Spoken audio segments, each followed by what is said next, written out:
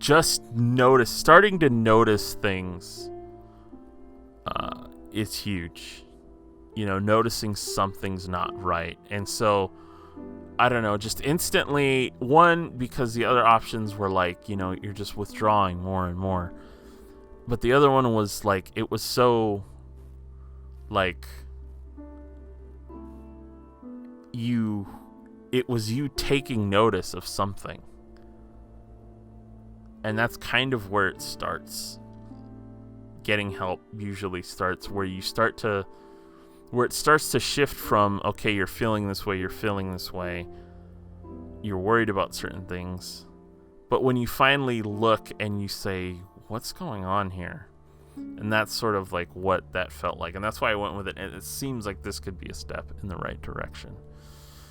It's a glaringly sunny Monday, one of the few days that your brother Malcolm is in town and free long enough that you two actually see each other. You have a dental appointment that day, but you make plans for him to pick you up afterwards. Your appointment takes a little longer than expected because your dentist tells you that you've started grinding your teeth in your sleep to a worrying degree. Given how nearly everything in your life is feeling enormous and stressful lately, this doesn't come as a surprise to you. He fits you for a night guard. Okay, you finish up the appointment. Alright, you finish up as quickly as possible, leave the building, scan the parking lot for your brother's car, but you don't see the old Civic anywhere. Pass by a blue Camaro and jump as it beeps at you, causing you to jump in surprise. Takes you for a moment for you to realize, but it's Malcolm in the driver's seat. You hop in the passenger seat, compliment him on his new ride. And he mentions that's the perk of the promotion he's recently obtained at work. He starts telling you about how much more money he's making. His career's taking off, and he's trying to look at houses with his wife soon. You catch the bag containing your night guard in your hand, and you feel yourself clench your teeth as you think of your crummy apartment and how long it's been since you've been able to take a day off work without having to worry about making ends meet. He's only 2 years older than you, but it feels like he's eons ahead of you in every other aspect of your lives. So how'd your appointment go? Did you get drilled full of holes or what? A sense of shame creeps over you. Tell him about the tooth grinding problem. It's not really an embarrassing problem. So I don't see the need to lie here. The dentist said I'm apparently grinding my teeth too much when I sleep. Oh, Malcolm replies, been stressed out lately, kiddo? Saying that you don't really want to go into it, you tell him that you don't think that's the case and it's probably just a random thing. He doesn't pry further. Instead begins reminiscing with one time you chipped a baby tooth because he accidentally knocked you over once. Oh, brothers. You go out for dinner and catch up on things, but you still feel somewhat distracted by gnawing anxiety in the back of your mind. Though you enjoy your brother's company, you still feel like you want nothing more than to go home and hide from the world tonight. It becomes hard for you to try to stuff all your horrible feelings down and go emotionless when someone like the dentist can see a fraction of what goes on inside your head. Leaves you feeling embarrassed and weak, and you hate yourself for feeling that way. You wonder if you're really fooling anyone thinking you're a normal person, and then you wonder if your brother knows and is hanging out with you out of pity tonight. After he drops you back off the apartment, you throw the night guard out. You can't start to even look at the thing. It's a dry Sunday morning. You grab a morning coffee, scoot your rapidly growing kitten off your office chair despite her protest to sit down at your desk and check your email.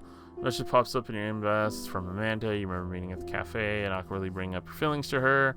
Hey buddy, sorry it's been a few weeks. I meant to get to see you sooner, but it took me a while for me to get a hold of my folks back home that told me to say hi. I remember that we talked about. Anyway, the number is 647-723-5774. It's a really good office. You should look into it. Talking to someone. Hope you're feeling better. It was really nice to see you again. Yeah. Actually, I was talking about this anxiety text. They're one of the few that had a really good sliding scale fee system. There's certain offices that will charge you less based on your income. So look into that also if you need to go. It's still early enough that you can call and make an appointment today. Your kitten curls up in your lap and consider what to do. Try your luck, call the number, and even though the mere talking someone makes you anxious, you cared enough to send it to you. Sleep on it and see how you're feeling in the morning. You're not keen on the idea at all, but don't want to disappoint Amanda. Gotta give it a shot. The thought of picking up the phone and calling someone about this right now is overwhelming. Sure, you're having a hard time lately and have motivation issues, but you're really in need of therapy? Shouldn't you just be able to get over it yourself? What if they put you on medication that makes you feel like a zombie? What if you go on, the therapist looks down on you? What will Alex think about this? Trying to think about all these things at once and makes it feel like a very big deal, and you decide to take your time to think about it. The rest of the day passes quickly, and that night you have a hard time trying to sleep because your brain is too busy thinking about all these things and imagining all the ways it could go horribly wrong. Check your email again with a blurry eye sand and a meowing kitten. Amanda's email is still there, seemingly waiting for you. You are no more deciding where it was today. What now? Call after wrestling with it for a few minutes longer. You read through Amanda's email 2 or 3 more times, sit and stare at your computer. Sitting in front of your computer, you start to question things like whether or not Amanda sent you this number out of pity, or perhaps some sense of obligation after having listened to you. Question her motives and the validity of her concern, and whether or not you think seeing a therapist would even be helpful. Yet almost consciously, you reach for your phone before you realize what's happening and listen to the therapist's line ring. Before you can bring yourself to hang up, you're listening about slightly clinical but not unpleasant voice of the receptionist. Conversation is quick and not nearly as unpleasant as you're feeling, and quicker than you can say Freudian slip, you schedule an appointment. Quicker than you realize, appointment day rolls around. Head to the therapist's office even though you're totally unsure what to expect.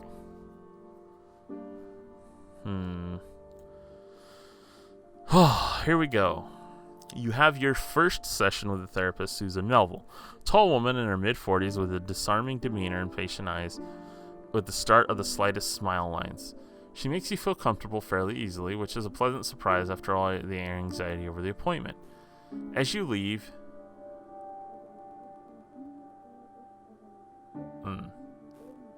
you're still not sure. You're still not sure of how you're going to tell your family or your partner, but you figure you'll deal with that when the time comes. Either way, you'll feel relieved that you managed to see this through instead of being paralyzed with worry over it.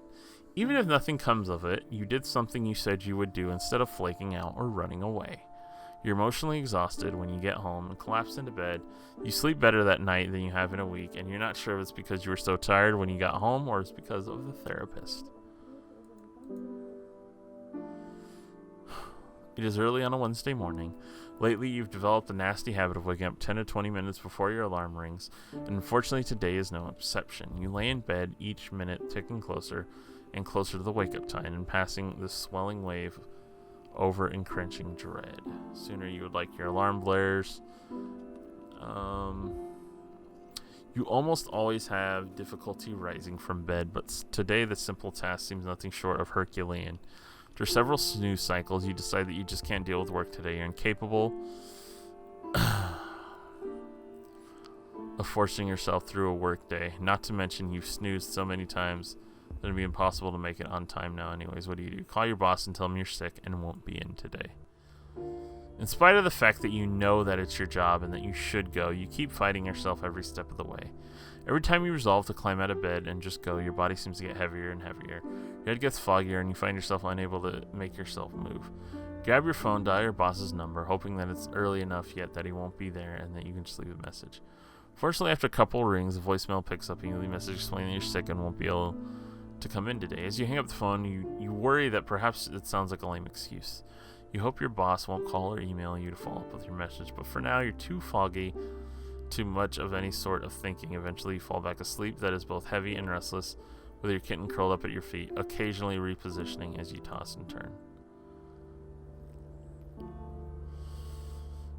When you wake up the next morning, short of feeling well rested, you actually feel more stressed out. While it's definitely nice to get a break from work, you're now faced with a new problem you hadn't considered before. You still have to go to work today. While you aren't having the same problems physically getting out of bed you were having yesterday, the prospect of having to face your boss after missing a day of work does not seem appealing in the slightest.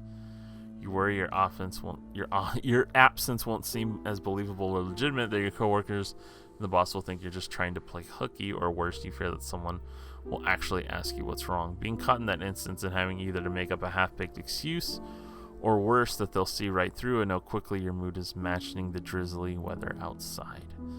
You know that you have to go into work, but your fear of being perceived as either lazy or defective is making you regret yesterday's decision to take the day off, and ultimately you feel worse for it. It's 2 a.m. on a Sunday, and you have work in the morning. You roll over to see the sickly green glow of the time displayed on your LED alarm clock and let out an exasperated sigh.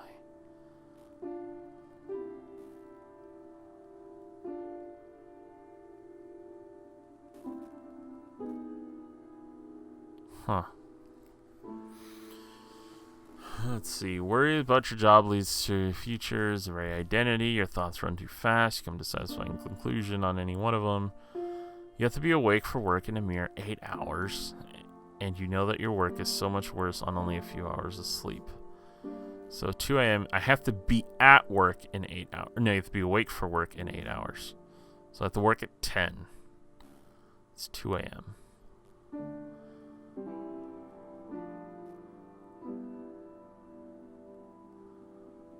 Go to bed. It shouldn't be that hard. Just close your eyes, let it happen. Why won't your thoughts back off for 5 seconds? Snap out of it. What is wrong with you? Why can't you stop stressing out?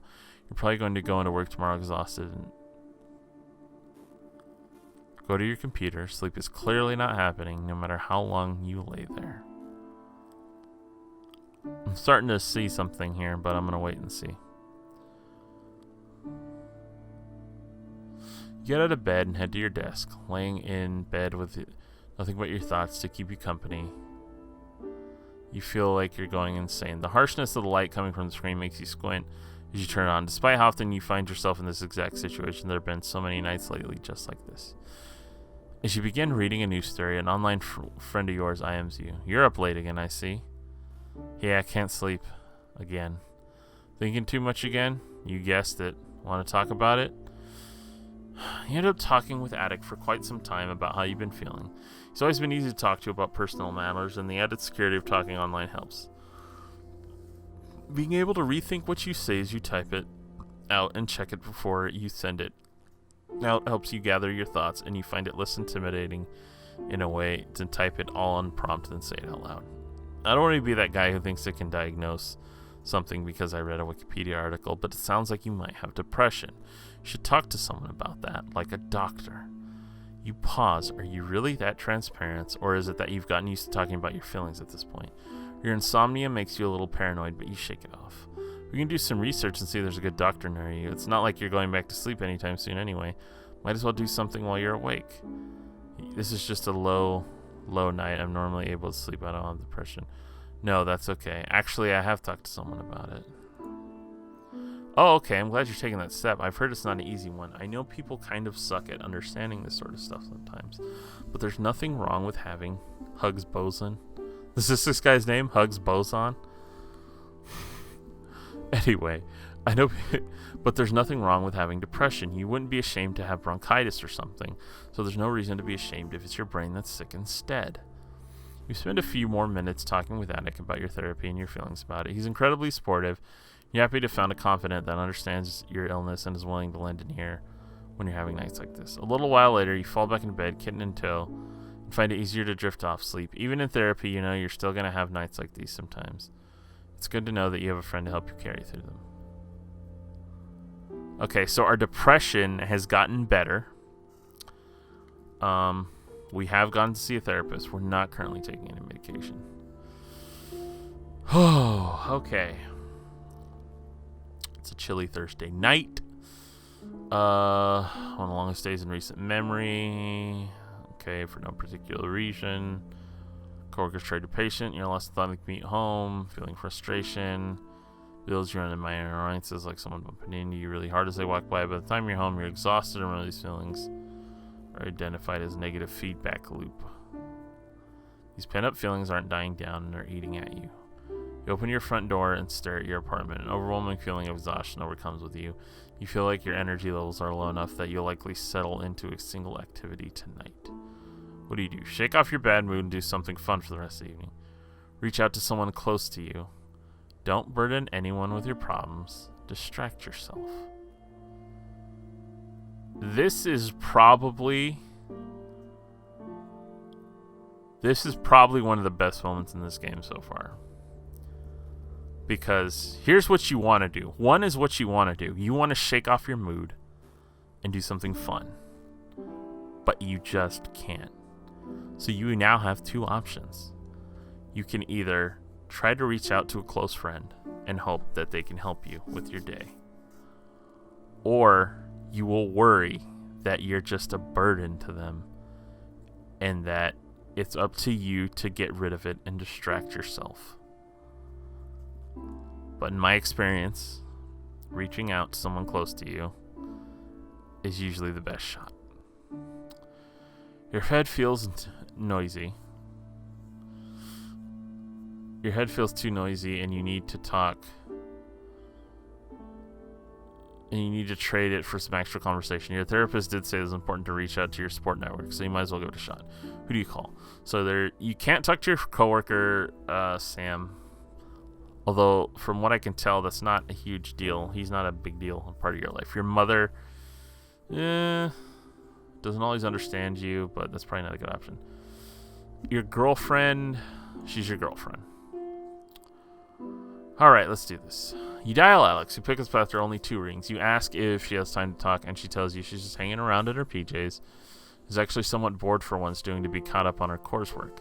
You try to figure out where to start with how you're feeling and are overcome with missing her face.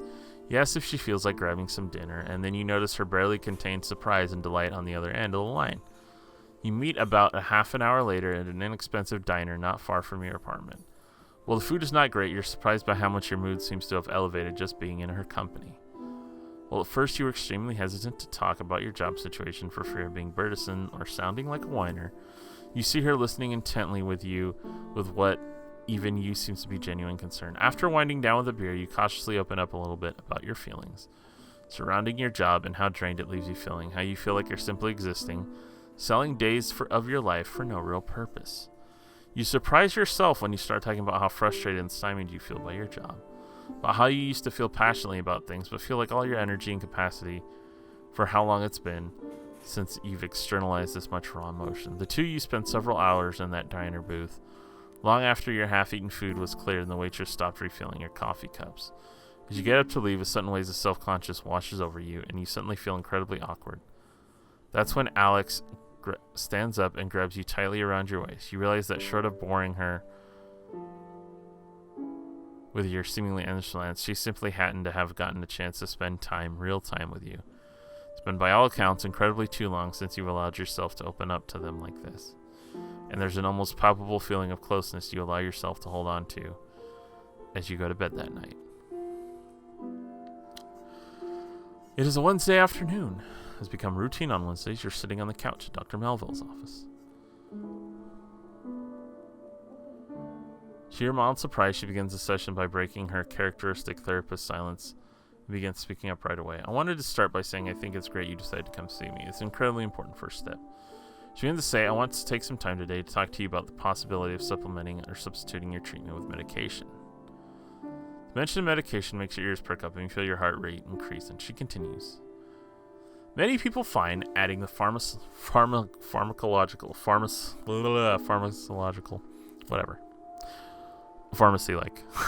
element to their treatment is very helpful.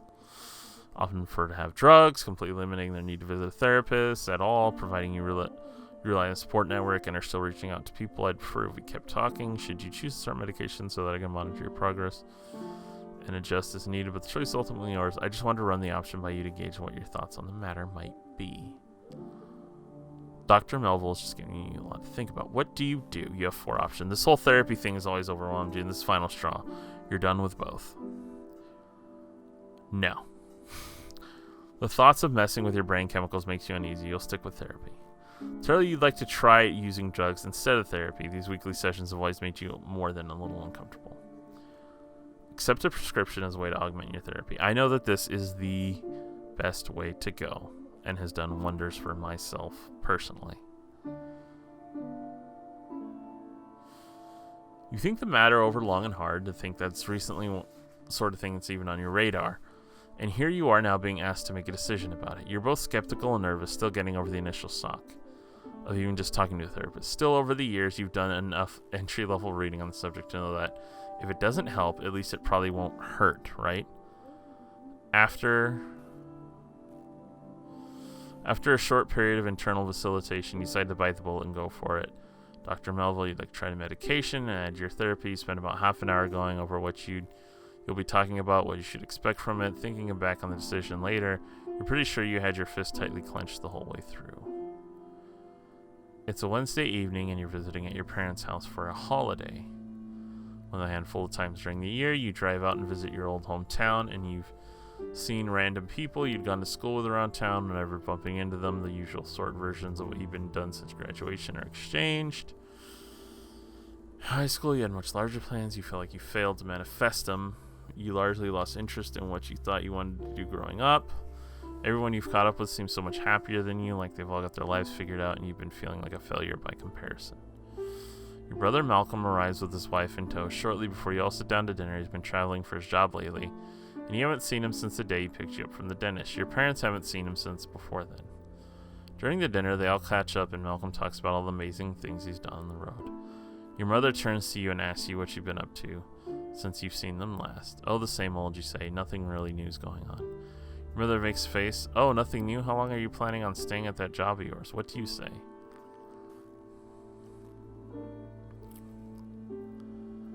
Admit that you don't know what you want to do, because quite frankly, I don't know. Actually, not really sure what I want to do right now. Your mom puts down her fork. So what, you're planning on living that way you do for the rest of your life? How would you afford a house on that paycheck? What about kids? Your father interrupts, lightly placing his hand on your mother's. It's okay, Linda. Let the kids be what they are. There's nothing wrong with not knowing what you want to do in your 20s. I didn't get into construction until I was nearly 40. Your mother looks across the table, unsatisfied with her husband's reasoning. I don't think it's normal for someone at that age to not have a path. You need to think hard about it. You'll never make anything of yourself. Mom, come on, Malcolm interjects. This emotionally exhausts you. You want to tell her that you are thinking hard and that not knowing what you're doing yourself bothers you more than it could ever bother her, and that sometimes it feels like you're lost in the woods, and that if you were to drop dead in your apartment, the world wouldn't notice. You want to make her understand that more often than not, you feel like an alien, like there isn't anywhere in this world that feels like a place where you belong, and you have no idea how to fix it or what to do. You wish you could find the words so she would understand that being looked down on for this kills you and drives home the feeling of being a total outsider. Instead, you get very quiet for the rest of the meal while your mind goes numb. Everything you feel exhausted. It's a rainy night. You're hurrying through the rain to Alex's apartment at her behest. The call came while you were at home after a day of dealing with abnormally frustrating people. Alex called and interrupted one of your try to make progress and get frustrated at not making progress, have a harder time making progress due to frustration, repeat loops. It's actually pretty funny. You knock on her door. On the third knock, you hear her voice call from further in the apartment to come on in. She crosses the threshold, dripping rainwater all the way. You notice that the lights are turned down very low in her apartment. You squint to navigate it as you clutch your damp umbrella, but end up hitting your shin on the side table, mumbling profanity under your breath. You barely make out Alex emerging from the hallway, clad in what looks like a robe with the bare skin of her legs peering out underneath. Why don't you come in and warm up? She asks in her designated, slightly cheesy, sexy voice.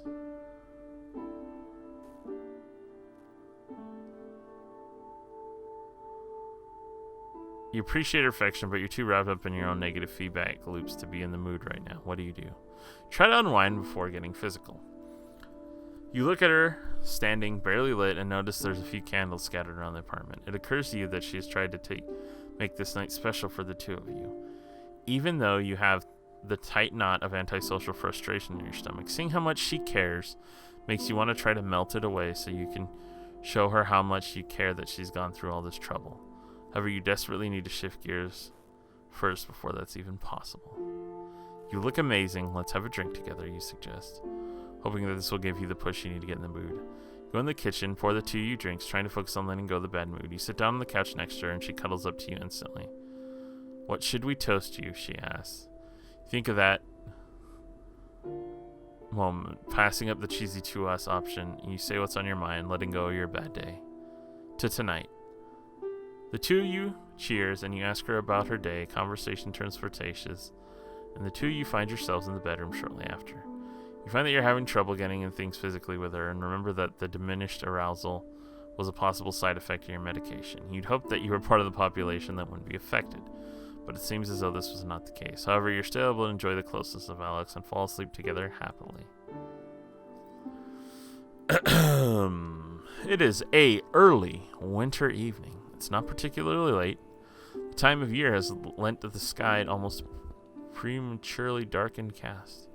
Day after day, just like today, you trudge home from your job, increasingly come to hate. Not even shedding your rain-laden, uncomfortable work clothes helps you unwind from your workday. You collapse on your couch, blank and numb. Well, your job always seemed to be just be an unpleasant reality of existence. It was a position you sort of fell into unexpectedly. Well, it's certainly not your dream job. You've always sort of stuck it out of necessity before, but it's becoming increasingly difficult to do that. Though you couldn't even begin to imagine what else you could do, you find yourself face to face with a question you just can't ignore. Is your complacency worth the price of this level of misery? Try and at least be productive by focusing your efforts on your project tonight. Aimlessly look through the classifieds for another job. Let's try and at least be productive by focusing on your project tonight. Sit down at your computer to blow off some steam, but are surprised to find your thoughts drifting to your long-neglected project. Talk yourself into opening it up and take a look at the first time in what must be weeks. For whatever reason, your anger must have been...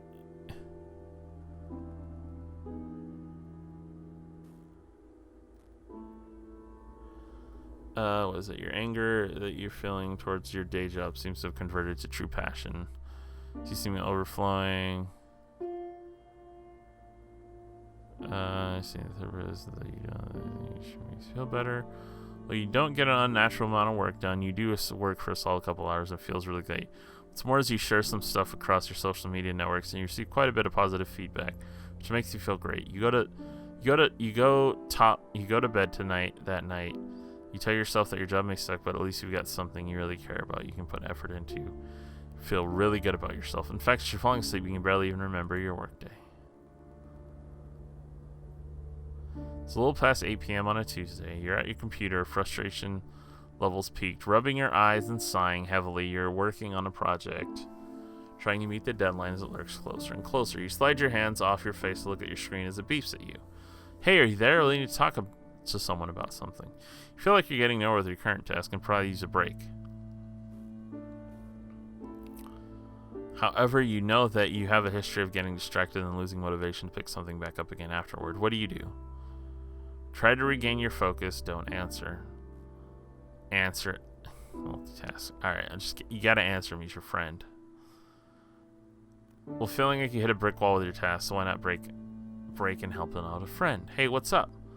I just found out I got cheated on and I don't know what to do. Oh, that's horrible.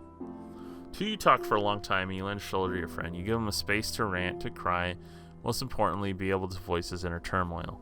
Give him your full attention and talk through him what his options are for what he does next. You keep him from doing something rash, and the two of you decide it's best for him to sleep on before doing anything. Exhausted, he departs for bed and thanks you were there to talk to him. As you close the IM window, you feel horribly sorry for your friend, but happy that you were able to help. It serves as a tangible reminder that you are capable of being useful to someone instead of solely being a mess that needs everyone else's help. You boot up your project and find that you're suddenly able to get some solid progress done on it that night.